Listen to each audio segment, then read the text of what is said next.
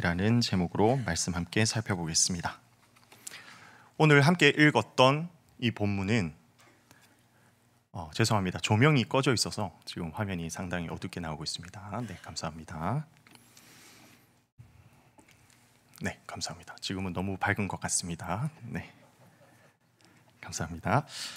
자, 오늘 함께 읽었던 이 5장의 말씀은 사실 4장과 아주 직접적인 연관성이 있습니다.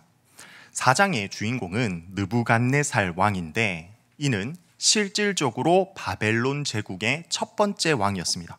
그는 하나님 여호와의 능력을 여러 차례 경험했지만 여전히 교만한 마음을 가지고 있었고 결국 7년 동안의 정신병을 앓고 난 이후에 하나님의 주권을 인정하고 그렇게 겸손하게 하나님을 찬양하는 왕으로 인생이 마무리됩니다. 그렇게 4장은 자신을 신격화한 느부갓네살 왕의 교만을 꺾으심으로 그가 세상을 통치하고 있는 것이 그의 능력이 아니라 하나님께서 그에게 권세를 허락하셨기 때문이다 라는 사실을 강조하고 있는 내용이었습니다. 그리고 우리가 함께 읽었던 이 5장의 주인공은 벨사살 왕입니다. 그는 이 바벨론 제국의 마지막 왕이었습니다. 그는 다니엘을 통해서 하나님의 능력을 봤음에도 불구하고 끝까지 하나님께 고개 숙이지 않았고, 제가 혹시 지난번에 설교를 하면서 다니엘서의 주제를 몇 번 언급을 했었는데 혹시 기억하십니까? 세상의 주관자가 누구인가? 그리고 누가 그것을 인식하며 살아가는가? 이게 다니엘서의 전체 주제라고 했습니다. 그리고 이 벨사살은 자기가 왕이 되었기 때문에 마치 세상의 주관자인 줄 착각하고 있었지만 결국 세상을 주관하시는 분은 하나님이셨고 결국에 벨사살은 그 교만의 죄의 대가로 오늘 읽은 이 본문의 스토리 그날 밤 가운데 목숨을 잃게 됩니다. 본격적으로 내용을 같이 살펴보기에 이게 본문의 내용을 살펴보기에 앞서서 조금만 배경 지식 부분을 짚고 넘어가겠습니다.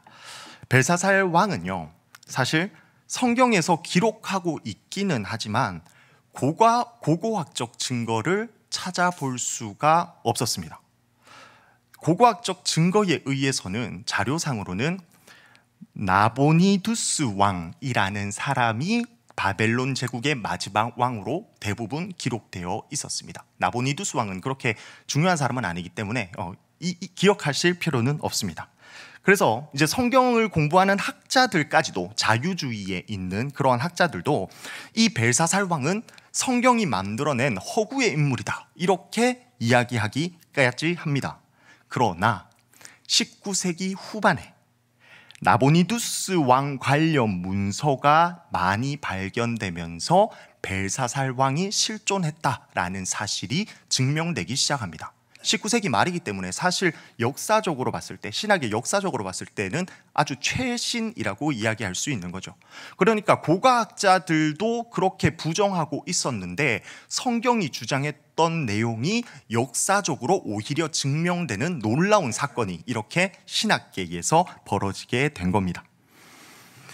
벨사살은 그렇게 실제 인물이라는 사실이 밝혀졌고요. 그 벨사살이라는 왕은 나보니두스의 아들로서 왕을 대신해서 통치했던 사람이었습니다.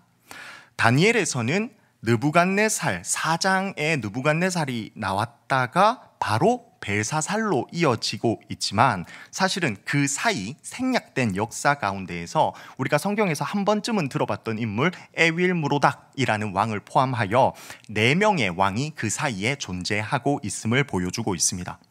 나보니두스 왕은 처음에 7년 동안은 스스로 통치를 하고 있다가 아주 복잡한 상황 속에서 결국 자신의 아들이었던 벨사살에게 왕의 자리를 넘겨주지는 않고 이제 섭정 통치를 통해서 그를 2인자 삼은 후에 그는 왕좌에서는 떠나게 됩니다. 성경에서는 벨사살을 느부갓네살의 아들이다 라는 표현이 있습니다. 그래서 이거 틀린 거 아닌가라고 생각할 수 있지만 사실 성경에서는 자주 아들이라는 표현을 이제 후손이라는 의미로 사용될 때가 빈번합니다. 예수님이 예루살렘으로 입성하실 때 다윗의 자손 예수여라고 하는데 원어를 보시면 휘오스 아들이라는 단어로 기록하고 있어요. 그런데 그게 자손이라는 의미로 사실 사용되었고 그렇게 어떻게 보면 의미를 살려서 잘 번역하고 있는 것이 맞습니다. 여기서도 마찬가지입니다. 아들이라고 하고 있지만 사실은 후손의 의미가 더 크다는 것을 보시면 됩니다. 성경은 이 벨사살이 느부갓네살의 후손이라는 점을 부각하여서 느부갓네살과 벨사살의 관계를 아주 대조적으로 강조를 하고 있습니다. 느부갓네살이 예전에 꿈을 꿨었고 다니엘이 그 꿈을 해석을 했었는데 느부갓네살 왕이 금머리에 해당하는 부분이었다면 이제 이 제국의 마지막에 해당하는 왕 이 벨사살은 흙과 철로 그 발에 해당하는 방탕과 심판만 남은 그리고 그 교만으로 인해서 하나님께 심판받게 되는 왕이라는 사실이 분명하게 드러나게 되는 겁니다. 자, 그러한 배경 지식 가운데서 이제 오늘 본문을 본격적으로 살펴보겠습니다. 벨사살 왕은 귀족 1000명을 초청해서 큰 잔치를 베풀었습니다. 근데 지금 잔치를 베풀고 있는 이 시기가 사실은 아주 위급한 시기입니다. 이 잔치가 있기 불과 며칠 전에 바벨론 북쪽에서 나보니두스 왕이 페르시아에게 치명적인 패배를 맛본 상태이기 때문입니다.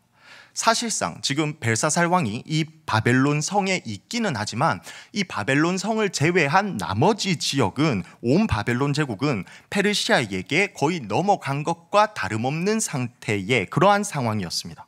그리고 벨사살이 지금 잔치를 베풀고 있는 이 순간에도 페르시아 군들이 성 밖에서 성 안의 동태를 살피고 있는 그러한 기록들이 있습니다. 벨사살은 이렇게 절박한 상황인데 사실 지금 군사적, 무력적인 준비를 갖추기에도 시간이 급급한 이런 상황에서 왜 이렇게 큰 잔치를 베풀고 있는 것일까요? 그것은 4절을 보시면 힌트를 발견할 수 있습니다. 4절에 보시면 금과 은과 동과 철과 나무와 돌로 만든 신들을 찬양했다라는 기록이 있습니다. 이것을 봤을 때 지금 벨사살은 단순히 연회를 여는 것이 아니라 종교적인 축제를 열고 있음을 확인할 수 있습니다. 이 종교적 축제를 지금 벨사살 왕은 약간의 정치적인 이유로서 종교적 절기를 맞이하여 예년과 다름없이 그 전에 했던 것과 마찬가지로 축제를 치러서 평상시와 지금 다를 것이 없는 분위기다 하는 것을 드러내고 있는 목적으로 잔치를 베풀었던 것입니다. 그리고 물론 그것을 넘어서는 정치적인 이유뿐만 아니라 종교적인 목적도 있습니다. 벨사살은 그의 선조 느부갓네살 왕이 예루살렘 성전에서 빼앗아 온 금잔을 꺼내서 이번 이 잔치에 사용하고 있는 모습을 보여줍니다. 그런데 고대 근동 정서에서 다른 종교의 거룩한 물건으로 이런 짓을 하는 것은 그 종교의 신을 모독하는 행위에 해당하게 됩니다. 그리고 이 바벨론 제국은 다신 종교를 믿었기 때문에 함부로 감히 다른 신들을 굳이 자극하고 다른 신들에게 도전하려는 행위를 하려고 하지 않았습니다. 그러니까 이런 행위는 누가 봐도 금기시되는 그러한 행위였던 것입니다. 그것을 알면서도 이 벨사살 왕은 자기의 신들을 숭배하기 위해서 이스라엘의 하나님을 이 축제의 종으로 부리고 있는 모습을 보여줍니다. 아니, 그래도 벨사살 왕이 왜 이렇게까지 하고 있는 것인가 하는 생각이 드는데 사실 이미 바벨론은 지금 페르시아에게 넘어간 것이나 다름없는 상황입니다. 특별한 사유가 없다면 반드시 점령될 것입니다. 때문에 지금 이 벨사살 왕은 신들의 도움이 절박한 그러한 상황인 거죠. 그는 이 신들의 축제 기간을 이용하여서 여호와의 신을 모독하는 방법으로 그들이 모시고 있는 바벨론의 신들을 힘과 용기를 붙돋고 있는 행위를 하고 있는 겁니다. 하지만 벨사살은 진리를 알지 못했죠. 사실은 하나님만이 참신이고 그들이 섬기고 있는 신은 인간이 만들어낸 우상일 뿐이며 참 하나님께서 이 세상과 역사를 주관하고 있다는 사실을 벨사살은 몰랐던 것입니다. 자, 그렇게 잔치의 분위기가 무르익었습니다. 그런데 갑자기 어디에서 손가락들이 나타나기 시작합니다. 그리고 그 손가락들이 촛대 앞에 있는 석고벽에 글자를 씁니다. 그 모습을 보던 벨사살은 아주 기겁합니다. 성경에서 이야기하기를 넓적 다리 마디가 녹는 듯하고 무릎이 서로 부딪힌지라 이렇게 이야기합니다. 무릎이 다리가 하도 떨려가지고 이렇게 부딪히면서 떨고 있는 그 모습을 표현하고 있는 겁니다. 손가락이 뭐라고 쓰기는 썼는데 이게 무슨 말인지도 모르겠습니다. 그래서 바벨론의 지혜자들을 다 불러오도록 합니다. 누구든지 글의 뜻을 알려주면 자색 옷을 입히고 금목걸이를 걸어주고 셋째 가는 통치자를 삼겠다. 이렇게 포상의 내용도 구체적으로 이야기를 합니다. 여기서 자색 옷과 금목걸이는 당시 바벨론에서 왕족들이나 입고 사용할 수 있는 옷과 액세서리였습니다. 오늘날에도 금이 당연히 부를 상징하는 것은 맞지만 이 바벨론 시대에는 훨씬 더 높은 신분이 사용할 수 있었던 것이었습니다. 그리고 표현이 조금 아리송한 부분이 있죠. 셋째 가는 통치자입니다. 당연히 왕이라면, 그리고 이때까지 우리가 봐왔던 성경의 기록에 의하면 뭔가 하나님의 놀라운 역사가 일어났을 때 대부분 왕 바로 밑에 있는 둘째 가는 통치자로 세워지기 마련인데 오늘 본문에서는 독특하게 셋째 가는 통치자라고 되어 있죠. 사실 이것이 성경의 사실성을 더 드러내는 것이기도 합니다. 아까 전에 말씀드렸다시피 벨사살은 지금 섭정 통치를 하는 상황입니다.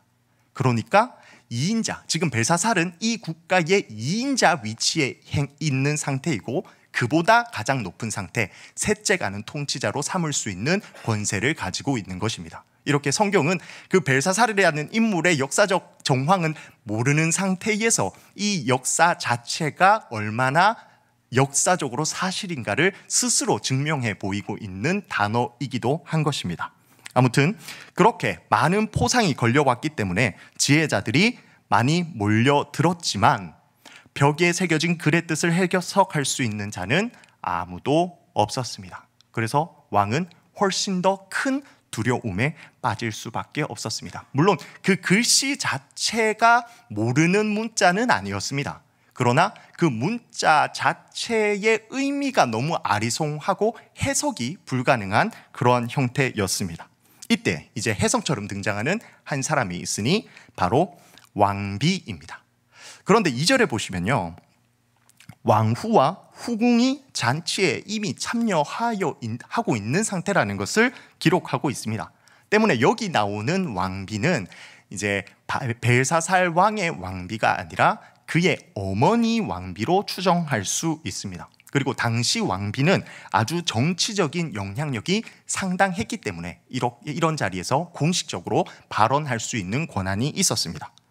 그리고 왕비가 이제 이야기를 하기를, 이제는 역사 속에서 잊혀진 그 느부갓네살 왕 시대의 왕의 총애를 받았던 다니엘을 한번 불러보라. 그렇게 왕에게 권유를 합니다. 느부갓네살 왕이 죽을 때 다니엘이 대략 한 60세 정도가 되었다고 합니다. 그리고 지금 벨사살이 왕이 된 이 시기가 느부갓네살 왕이 죽은 지 한 23년이 지난 상태입니다.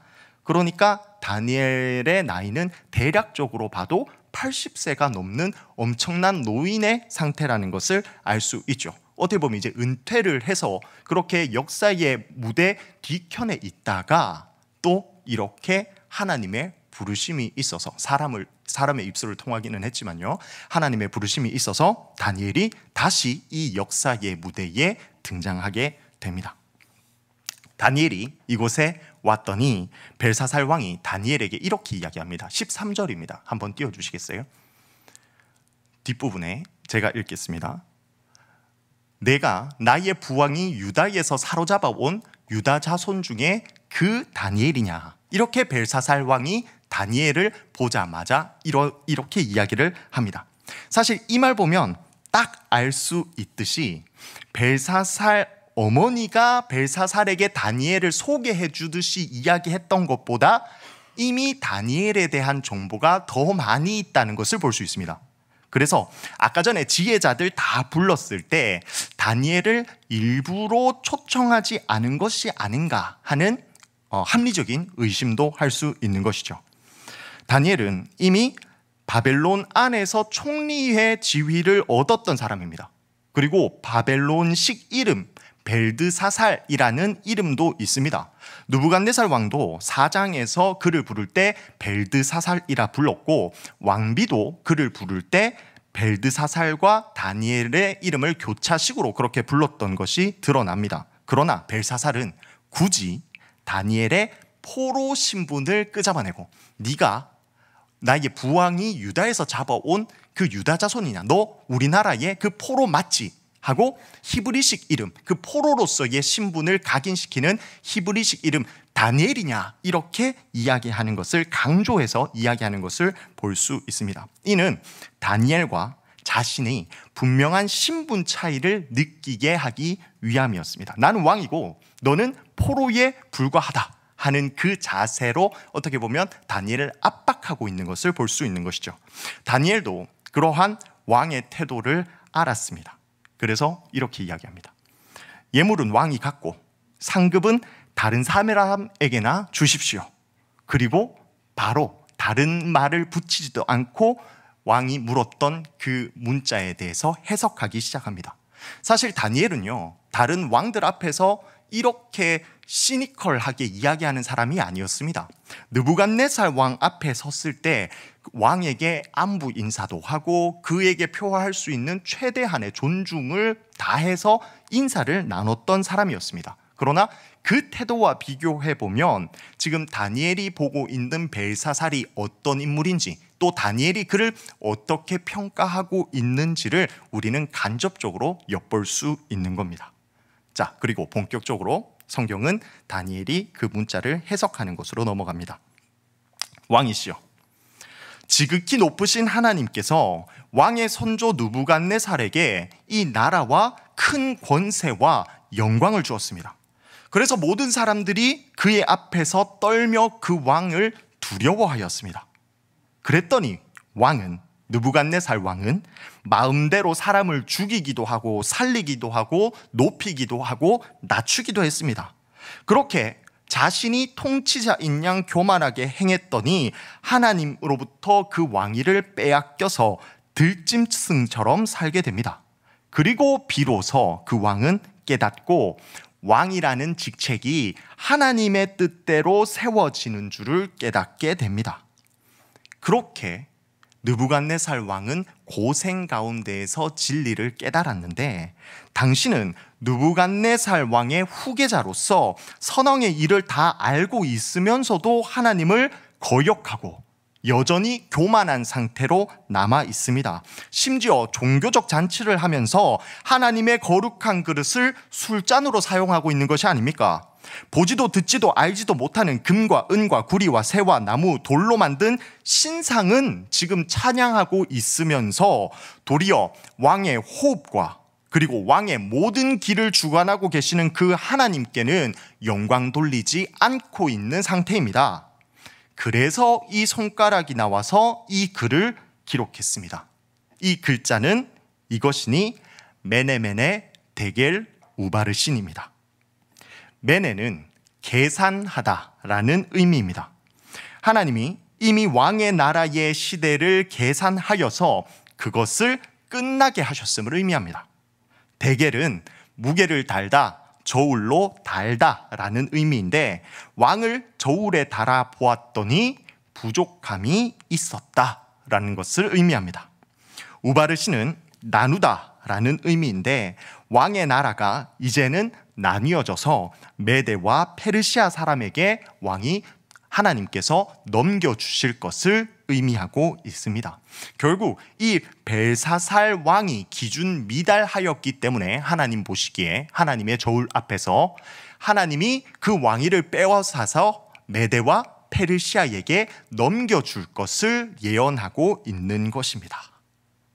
이렇게 다니엘은 어찌 보면 왕을 비난하면서, 그리고 왕이 들었을 때 가장 최악인 그러한 예언을 왕에게 해버립니다.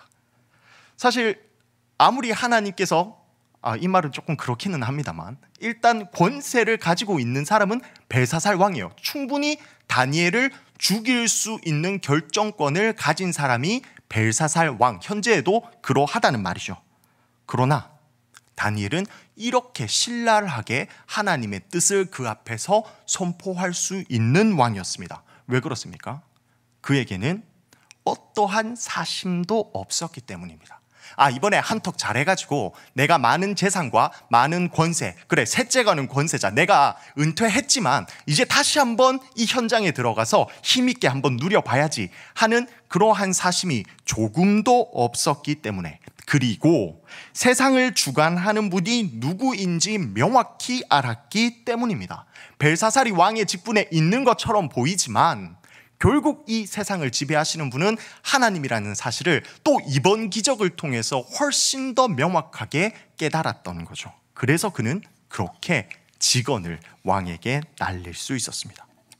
벨사살은 이제 다니엘의 말을 듣고 약속한 대로 금목걸이와 자색옷을 입혀줍니다. 그리고 실제로 셋째 통치자로 삼습니다. 그러나 참 이게 무색하게도 그날 밤 벨사살은 죽임당하고 메대 사람 다리오가 바벨론을 점령하게 됩니다. 특별히 성경은 31절에서 다리오가 나라를 얻었는데 라는 표현을 하고 있습니다. 이게 참 재밌는 표현입니다. 왜냐하면 사실 역사적으로만 본다면 다리오는 얻은 것이 아니라 뺏은 것입니다. 침략해서 침탈한 것이죠. 그런데 성경은 얻었다고 이야기합니다. 누구로부터 얻었다는 거죠? 하나님입니다. 하나님께서 그 왕권을 벨사살에게 취하셔서 다리오에게 넘겨주신 것입니다. 역사의 주인이신 하나님이 더욱더 명확하게 드러나는 대목입니다. 하나님의 하신 말씀이 그날 밤에 이렇게 당장에 이루어졌고, 이제는 바벨론이라는 강대국이 멸망하고 바사, 이 페르시아의 새로운 역사가 하나님에 의해서 시작되는 그러한 대목인 겁니다. 막강한 강대국 바벨론이 하나님의 뜻에 의해서 그 느부갓네살 왕이라는 왕에 의해서 제국이 완성되고, 또 이 교만한 왕 벨사살에 의해서 망해집니다. 그리고 이제 페르시아가 득세하는 것을 볼 수 있습니다. 이것을 봤을 때 오늘날 이 세상을 지배하고 있는 국가, 어떤 국가인 것 같나요? 혹자는 미국이라고 할 것이고, 일단 강대국, 무력에 있어서는 최강자 미국이고, 또 누군가는 중국을 이야기할 수도 있고, 또 요즘을 봤을 때 참 막무가내로 나가는 러시아도 있습니다. 마치 그들이 돈 많고 힘센 그러한 나라들이 이 세상을 지배하는 듯 보입니다. 그러나 우리는 속지 않습니다. 이 말씀을 통해서 그러한 나라가 이 세상을 지배하는 것이 아니라 하나님이 통치하고 계신다는 것을 명확하게 확인할 수 있는 거죠. 이 말씀이 그래서 우리에게 참으로 위로가 되는 겁니다.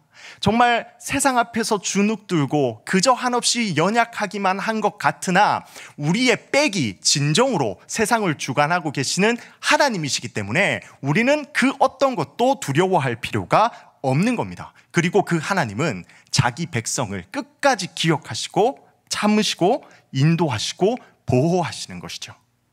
작게는 이것은 좀 거시적인 국가 차원이고, 작게는 우리의 삶에서도 이 말씀은 그대로 적용이 됩니다. 어떠한 어려움이 있다 한들 하나님의 섭리와 하나님의 통치가 우리의 삶 가운데 그대로 적용이 되기 때문에 우리는 아무 문제를 문제 삼을 필요가 없는 것입니다. 다니엘이 지금 포로의 신분에 있잖아요. 그럼에도 불구하고 정말 망할 것 같고 아무 소망이 없는 것 같지만 역사의 주관자이신 그 하나님이 자기 백성을 여전히 다스리고 계시다는 것이 드러나고 있는 거죠.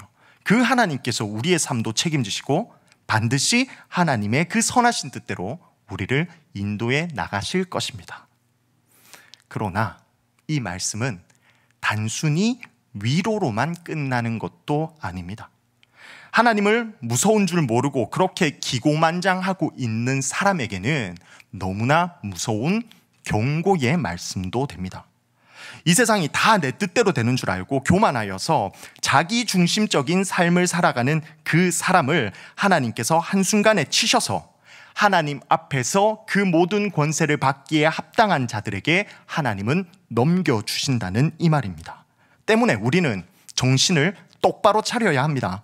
아니, 죄 지어도 되던데, 죄 지어도 아무 일도 일어나지 않던데, 이거 괜찮은 거 아니야? 괜찮은 이유는 너무나 감사하게도 하나님께서 오래 참으시는 하나님이기 때문에 그렇습니다. 그 죄를 지어도 하나님이 계속 참고 계시기 때문인 거죠. 그 말은 계속 그 죄를 지어도 이렇게 살아도 괜찮다는 말이 아닙니다. 늦기 전에 돌이켜야 한다는 말이죠. 느부갓네살 왕처럼 말입니다. 하나님의 저울 앞에서 부족함이 없도록 자기가 가지고 있는 권리이기 때문에 마치 내 뜻대로, 내 마음대로, 내가 원하긴 대로, 내가 기쁜 대로 사용해도 되는 것이 아니라 내가 가진 이 권리와 혹은 내가 가진 미약하지만 가진 결정권과 어떠한 힘이 하나님께서 내게 허락하신 줄을 알고 그것을 하나님의 뜻대로 사용할 수 있어야 한다는 것입니다. 크게는 직장에서 혹은 가정에서까지 말입니다. 하나님은 명확하게 이 세상을 창조하셨습니다. 그런데 그 세상을 창조하시고 그냥 지켜보시는 분이 아닙니다. 창조한 세상을 여전히 지금도 다스리고 계신 분입니다. 그래서 하나님이 역사의 주관자이십니다. 세상이 참 강해 보입니다. 맞습니다. 두렵습니다. 정말 우리를 위협하는 그 위협들이 너무나 강해 보입니다. 그러나 속지 마십시오. 그 힘도 하나님의 통제 아래에 있습니다. 때문에 그 힘에 굴복하지 마십시오. 우리는 끝까지 하나님만 믿고 나아가면 그것으로 충분합니다. 오직 하나님의 뜻대로 이 세상을 살아가고 하나님께서 부여하신 그 모든 권세와 힘을 하나님의 뜻대로 사용하는 우리 대구 동성교회 성도님들 되시기를 간절히 소망합니다. 아멘. 기도하겠습니다.